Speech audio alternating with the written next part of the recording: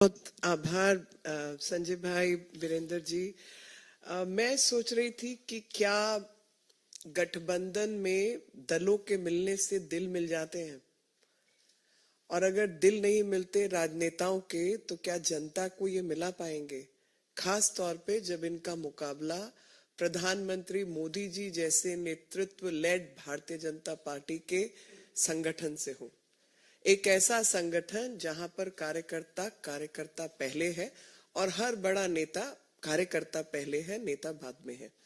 और वो जो शक्ति संगठन की है, वो जो शक्ति प्रधानमंत्री मोदी जी के नेतृत्व की है, उनके सामने ये जो बेजोड़ गठबंधन है, इससे क्या लाभ मिलेगा।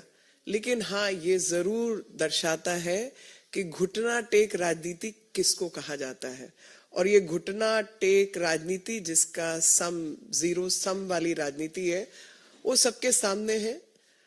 मैं और सोच रही थी कि किताबों की बात छोड़ दीजिए, किताबों के पन्ने पलटते हैं, लेकिन यहाँ तो लोग राजनीति के चक्कर में सिर पे खड़े होकर पांव ऊपर करके खड़े हो जाते हैं, और ये दिखाई दे रहा है। मतलब वो शीर्षासन दिख रहा है, और वो शीर्षासन दिख रहा है क्योंकि पांव पे चलने की और खड़े होने की औकात खत्म हो गई है, वो शक्ति खत्म हो चुकी है।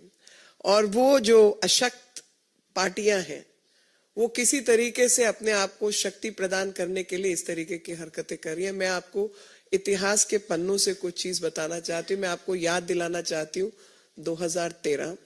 मैं आपको याद दिलाना चाहती हूँ 2013 का वो सबब जिस समय पर आम आदमी पार्टी ने कहा था कि कांग्रेस पार्टी जो है भ्रष्टाचारी पार्टी है, और इस भ्रष्टाचारी पार्टी के साथ इससे बड़ी भ्रष्टाचारी पार्टी कोई और हो नहीं सकती।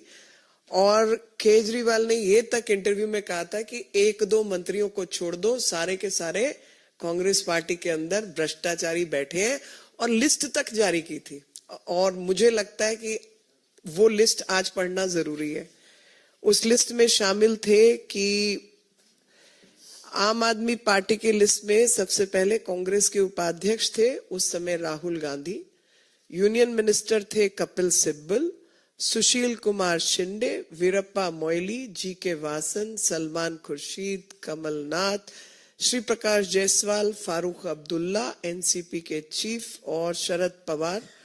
फनी जो है वो ये बात है कि आज 10 साल बाद इन दोनों के बीच में कंपटीशन चल रहा है कि कौन ज्यादा भ्रष्टाचारी है।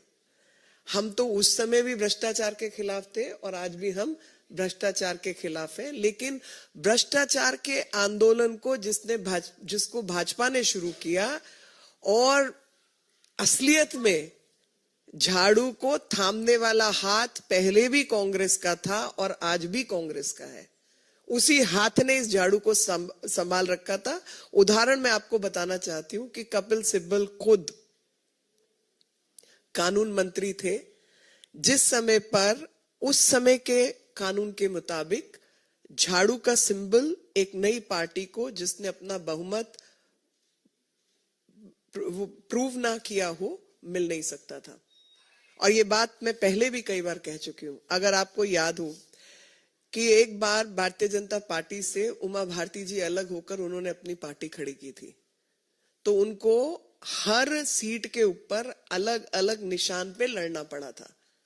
उगता सूरज वो मांग रही थी, वो उगता सूरज उनको दिया नहीं गया था क्योंकि इलेक्शन नियमों के अनुसार ये संभव ही नहीं था। लेकिन एक पार्टी झाड़ू, उसको आते ही मिल गया, बिना कांग्रेस के चलते ऐसा तो संभव ही नहीं था। तो कांग्रेस ने ही इस पार्टी को खड़ा किया था, और इस झाड़ू को जो थामने वाला हाथ था वही हाथ था। और भ्रष्टाचार में भी ये दोनों पार्टियां एक ही हैं, जो कि सामने दिखाई दे रहा है। और उस समय छीण भीण करना चाहते थे, ये शीला दीक्षित की जो राजनीति थी, और इस पार्टी को खड़ा किया गया ताकि किसी तरीके से, गिरगिट का उदाहरण कई बार इनके ऊपर चलता है। तो 2013 के बाद मैं आपको लाना चाहती हूँ 2019 के इतिहास पे। 2019 के इतिहास में इन्होंने बच्चों की कसम खाई थी, और उस बच्चों की कसम में कहा था कि मैं कभी कांग्रेस पार्टी से गठबंधन नहीं करूंगा। तो जो बात मैंने पहले कही थी, किताबों की बात छोड़ो, लोग पन्नों की तरह पलट जाते हैं और अपनी बातों से पलटने वाले जनता के मन और दिमाग से उतर जाते हैं। तो आज ये लोग जनता के मन और दिमाग से उतरे हुए लोग हैं, किसी तरीके से अपना राजनीतिक क्षेत्रफल ढूंढ रहे हैं, लेकिन उस क्षेत्रफल में जनता जो है वो ऐसे लोगों को कभी माफ नहीं करती। और इसके कई उदाहरण हैं हमारे सामने। इसका सबसे पहला उदाहरण है, कांग्रेस पार्टी ने पश्चिमी बंगाल के अंदर सीपीआई के साथ गठबंधन किया और पश्चिमी बंगाल में ये लोग साथ थे और केरल में एक दूसरे के खिलाफ थे। नतीजा आप सब बहुत अच्छी तरह जानते हैं। जो हारे हुए थके हुए लोग हैं उनके बहुत सारे और नमूने मिलते हैं। सबसे बड़ा नमूना उत्तर प्रदेश में मिलता है, और उत्तर प्रदेश में मिलता है कि बुआ भतीजा साथ हो लिए और बाकी लोग भी साथ हो लिए। दिल्ली के अंदर जो 7 की पार्टी थी वो 3 पे उतर गई, 3 पे संभल गई, और उत्तर प्रदेश में 17 से गुजारा चल रहा है। तो और उत्तर प्रदेश के जो नतीजे हैं उसमें भी पता चला कि इस गठबंधन के बाद भी जो लड़के लड़के इकट्ठे हो गए थे उसका नतीजा क्या हुआ और बुआ भतीजे का नतीजा क्या हुआ। मैं आपको एक आंकड़ा पेश करना चाहती हूँ। 2019 के लोकसभा चुनाव के अंदर दिल्ली में अकेले भाजपा को 56.86% यानी तकरीबन 57% का वोट शेयर मिला था। कांग्रेस को 22.51 और आम आदमी पार्टी को 18.11। तो जैसा मैंने पहले कहा था कि राजनीति जो है वो मैथमेटिक्स नहीं है, वो गणित नहीं है, वो केमिस्ट्री है। और साथ लोगों का तब मिलता है जब आपने लोगों के बीच काम किया हो, और वो जो केमिस्ट्री है भ्रष्टाचारियों की वो अलग केमिस्ट्री होती है और सेवादारों की केमिस्ट्री अलग होती है। तो सेवादारों के आगे भ्रष्टाचारियों की केमिस्ट्री तो चलने नहीं वाली, और भ्रष्टाचारी जो शक्तियां हैं वो भ्रष्टाचारियों के साथ ही रहेंगी, ऐसा भी हम मानते हैं। और जो आपको 2013 से 19 तक का इतिहास है उसके माध्यम से भी मैंने आपको बताया है।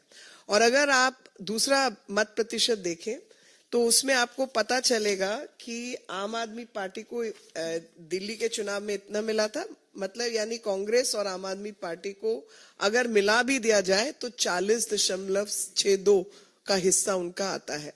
गुजरात की अगर हम बात कर लें तो 2019 के लोकसभा चुनाव में भाजपा को गुजरात में 62.21% वोट मिले थे, 62% से ऊपर। 2019 में भाजपा को हरियाणा में 58.02% वोट मिले थे, और गोवा में भाजपा को 51.19% वोट मिले थे, और चंडीगढ़ में भी भाजपा को 50.64% वोट मिले थे। तो मैथमेटिक्स भी फेल कर रहा है, केमिस्ट्री तो फेल है ही, लेकिन जो केमिस्ट्री है वो भ्रष्टाचारियों की केमिस्ट्री है। जैसा कि मैंने आपको पहले बताया कि 2024 सीटों में भाजपा को 2019 के चुनाव में 50% से अधिक वोट मिले हैं। और इस बार जो काम हुआ है 5 साल में, तो ये मत प्रतिशत बढ़ने ही वाला है। और आपको पता चलेगा देखते देखते कि इस गठबंधन का कोई सिर पैर नहीं है, लेकिन हाँ एक मकसद जरूर है। दोनों पार्टियां जानती हैं कि चुनाव हार रही हैं, तो अब चुनाव हारने के वक्त वो अपना ठीकरा किसके सिर पर फोड़े, इसलिए ये गठबंधन किया है कि भैया वोट शिफ्ट नहीं हुआ इसलिए हार गए। एक दूसरे के सिर पे ठीकरा फोड़ने के लिए ये गठबंधन की घोषणा। और जैसे कि अध्यक्ष जी ने भी कहा कि हम तो चाहते हैं गठबंधन हो ताकि ये मलाल ना रह जाए कि भाई गठबंधन होता तो कुछ फायदा मिल लेता। तो आज जनता के सामने, जनता के दरबार में हम भी जाएंगे और बताएंगे कि काम करने वाले सेवादारों की जरूरत है या भ्रष्टाचारियों की जरूरत है, जो यहां तक कि सिर्फ किताबों के पन्ने नहीं पलटते, अपना ईमान धर्म भी पलटते हैं और लगातार पलटते हैं। चाहे वो राम मंदिर का जिक्र हो, चाहे बच्चों की सौगंध की बात हो, चाहे शीश महल हो, लगातार अपना ईमान धर्म पलटने का काम इन्होंने किया है। और ऐसा शराब का नशा ऐसा है कि केजरीवाल जी को नहीं छोड़ेगा। और उसी शराब के नशे में कि नशा कई घर उजाड़ देता है। तो जो आम आदमी पार्टी का शीश महल है और शराब का नशा है, उसने आम आदमी पार्टी का घर तो उजाड़ ही दिया है। और जो सिमटना है वो हम सब जानते हैं कि किस तरीके से ये असंवैधानिक ताकतें सिमट जाएंगी। आज मैं एक और विषय पर, जो दूसरा विषय, उस पर थोड़ा सा कहना चाहती हूँ कि पूरे देश की जो जनता है, आप भली भांति जानते हैं कि संदेश खाली के अंदर जो कुछ चल रहा है उससे वहां की जनता और खास तौर पे महिलाएं जो हैं वो बहुत अधिक मातृशक्ति गुस्से में है और आक्रोश है। और उस आक्रोश का कारण यही है कि एक महिला मुख्यमंत्री के रहते लगातार महिला उत्पीड़न, विमेन ट्रैफिकिंग, खास तौर पे महिला और बच्चों का जिस तरीके से शोषण वहां पर हो रहा है, ऐसे में जो लगातार इस तरीके की अव्यवस्था बना रखी है, उसी के चलते भाजपा की महिला मोर्चा अध्यक्ष वानती श्रीनिवासन जी ने आज एक कॉलेज स्क्वायर से कैंडल मार्च का भी जो है वो निकाली है। और पीछे मकसद एक ही है कि पुलिस का कर्तव्य है कि जो उत्पीड़ित है उसके साथ खड़ी हो और जो उत्पीड़न करने वाला है उसके खिलाफ खड़ी हो। लेकिन जो डीजीपी हैं पश्चिम बंगाल के, वो संदेश खाली में जाके बैठे हैं और वहां पर उत्पीड़न उन्हीं लोगों पर हो रहा है जो कि उत्पीड़न के खिलाफ संघर्ष कर रहे हैं। कुछ बच्चे जिनके 10th के बोर्ड के एग्जाम्स हैं उनको उठा लिया गया है।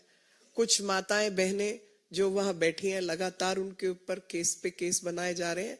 लेकिन शाहजहां, जो कि ममता बनर्जी जी के शासन काल का शाहजहां है, वो बादशाह शाहजहां तो वहीं कहीं कहाँ घूम रहा है किसी को पता नहीं है और उसके खिलाफ कोई कार्रवाई नहीं हुई है। जैसे पश्चिम बंगाल ना होकर पता नहीं कौन सी उसकी बपौती है कि वो अपने तरीके से वहां पर शासन को लताड़ सकता है और चल सकता है। 700 से अधिक महिलाओं के खिलाफ कंप्लेंट दर्ज हुई है और एक भी ऐसा दिन नहीं जाता जहां पर महिलाओं के खिलाफ, बच्चों के खिलाफ उत्पीड़न नहीं होता। पिछले 24 घंटे के अंदर एक नाबालिग जनजातीय बच्ची के साथ और एक 27 वर्षीय महिला के साथ बलात्कार हुआ है और ये बच्ची 9वीं कक्षा की छात्रा थी और हत्या की घटना भी हुई है। आप मुझे बताइए कि किसी भी राज्य में जहां पर ममता नाम की मुख्यमंत्री हूं और उनकी ममता शाहजहां और बादशाह जैसे लोगों के प्रति हो, लेकिन जो उत्पीड़ित बालक बालिकाएं और माताएं बहनें हैं उनके प्रति उनकी ममता ना उमड़े, तो ऐसे शासन का क्या ही कहें और क्या होना चाहिए। तो आज आप सबके माध्यम से हम लोग भी आक्रोश प्रकट कर रहे हैं और बताना चाहते हैं कि जहां ममता बनर्जी जैसी मुख्यमंत्री बंगाल की बेटियों के साथ नहीं है, लेकिन भारतीय जनता पार्टी प्रधानमंत्री नरेंद्र मोदी जी के नेतृत्व में ऐसी सब माताओं, बहनें, बच्चियों के साथ है जिनके साथ लगातार उत्पीड़न की व्यवस्था पश्चिम बंगाल की सरकार ने खड़ी कर रखी है। आपके कोई प्रश्न हो तो मैं उत्तर जरूर देना चाहूंगी। एक मिनट कमलेश जी।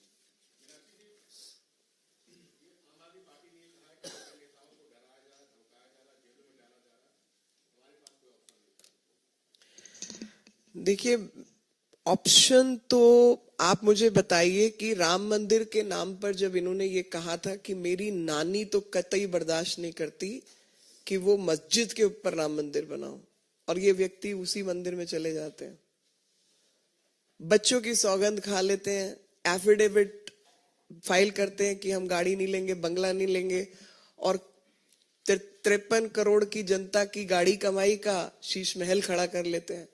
तो भैया भ्रष्टाचारी नेता हैं, भ्रष्टाचारियों के साथ हैं और लगातार भ्रष्टाचार की व्यवस्था ही खड़ी करने का काम इन्होंने किया है।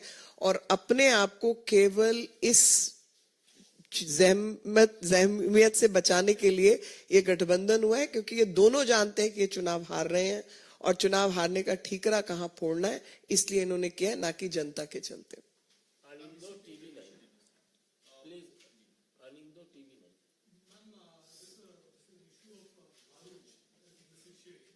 I'm so sorry, I can't hear. in the seat sharing in Bharuch, Ahmed Patel's daughter has said that she feels backstabbed. थोड़ी देर बाद ले लेंगे इस क्वेश्चन को। मीनाक्षी जी, मेरा प्रश्न ये है कि आम आदमी पार्टी और जो कांग्रेस में गठबंधन हुआ है वो देश को बचाने के लिए हुआ है, राष्ट्र हित के लिए हुआ है, लेकिन उसमें पंजाब राज्य को जो है वो अलग कर दिया है, वहां पर गठबंधन सीट शेयरिंग नहीं हुई। आपको क्या लगता है कि राष्ट्रहित की बात करते हुए पंजाब कहां से अलग हो जाता है? इस पर थोड़ा सा आप जाए। और मैं अध्यक्ष जी से ये प्रश्न पूछना चाहूंगा, आपने कहा कि ये जो आपने गणित की बात की है, तो मैं गणित से पूछना चाहता हूं कि गणितीय समीकरण जो है वो दिल्ली के अंदर क्या बनने वाला है अगर 4-3 का फॉर्मूला होता है? देखिए, पंजाब में या दिल्ली में ये जो मर्जी गणित लगा लें, गणित मैंने आपके आगे पढ़ दिया है कि पहली बात तो जहां जहां सीट शेयरिंग इन्होंने घोषणा की है वहां पर इनका गणित भी फेल है, नंबर 1। नंबर 2, चुनाव गणित नहीं रसायन है, और वो रसायन दिलों का रसायन है। भ्रष्टाचारी का मुकाबला सेवादारों के साथ है। एक भ्रष्ट पार्टी के लोग जो लगातार अपनी आत्मा, जनता की आत्मा से खिलवाड़ करते हैं और अपने जो मापदंड तय करते हैं उसे सांप की केचली की तरह उतार के फेंकते जाते हैं। तो ये वही सांप है, केचली विहीन। केचली उतर चुकी है, सामने दिखाई दे रहे हैं कि भ्रष्टाचार के अलावा, देश के साथ गद्दारी के काम करने के अलावा, क्योंकि जनता की गाड़ी कमाई से आप इस तरीके के काम कर सकते हैं क्या? आप हर चीज के अंदर भ्रष्टाचार कर सकते हैं, और हर चीज के अंदर भ्रष्टाचार जो जल थल नभ हम कांग्रेस के समय पर कहते थे, इन्होंने तो कांग्रेस को भी पीछे कर दिया। तो भ्रष्टाचारियों का ही गठबंधन होगा। लेकिन ये जो गणित है ये दिल के मामलों में काम नहीं आता। दलों का मिलन दिलों का मिलन नहीं होता, और वो कभी भी हस्तांतरित नहीं होता। जनता को चुनना होता है कि भ्रष्टाचारियों के सामने सेवादारों को चुनने का काम करना है। आपसे भी प्रश्न। नंबर गणित की बात मीनाक्षी जी ने बताई आपको। दिल्ली में 2019 में हम लोग 56.86% पे थे। उन दोनों की परसेंटेज भी आपने सुनी, और मैं निश्चित रूप से कह रहा हूं कि मुझे दिल्ली की जनता पर भी भरोसा है, अपने कार्यकर्ताओं की ताकत पर भी भरोसा है। हमारा प्रतिशत उससे बढ़ने वाला है। और जहां तक बात है कि वो धमकी देने की बात की, हमको धमकी आ रही है, जो शातिर अपराधी होते हैं वो अपराध करने से पहले पूरी व्यूह रचना रचते हैं। मोबाइल घर छोड़ेंगे, पूरी रेकी करते हैं, उसके बाद वो अपराध करते हैं। तो ये भी आपराधिक मानसिकता के लोग हैं। इन्हें पता है कि इनके कर्म बुरे हैं। इन्होंने शराब घोटाले में चोरी की है, इनको पता है कि इनका परिणाम क्या होने वाला है। इसलिए ज्यादा शोर मचाना, जोर जोर से मचाना कि हाय हमारे साथ ऐसे होने वाला, कि किसी तरह की सहानुभूति मिल जाए, वो इन दोनों दलों को मिलने वाली नहीं है। अंततः दिल्ली में 7-0 ही रहने वाला है। भारतीय जनता पार्टी 7 सीटें जीतेगी।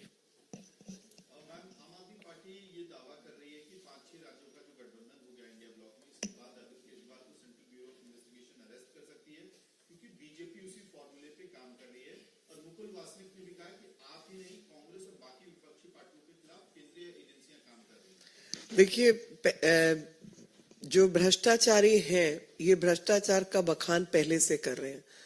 तो मेरे को आपने इसमें एक और सोच दी है, और वो सोच ये है कि सीबीआई के जो केसेस हैं, ईडी के जो केसेस हैं, भ्रष्टाचार से संबंधित जो केसेस हैं, वो आज के तो है नहीं, वो तो पुराने हैं। हमने तो नहीं कहा था कि आप शराब नीति ये बनाइए, हमने तो नहीं कहा था कि शीश महल बनाइए, हमने तो नहीं कहा था मोहल्ला क्लिनिक में धांधला कीजिए, हमने तो नहीं कहा था कि स्कूल के जो कमरे बने आप उसकी रीवैम्पिंग के ऊपर 40-40 लाख रुपए का बिल बनाइए। तो ये सब काम तो इन्होंने अपनी मर्जी से किए हैं।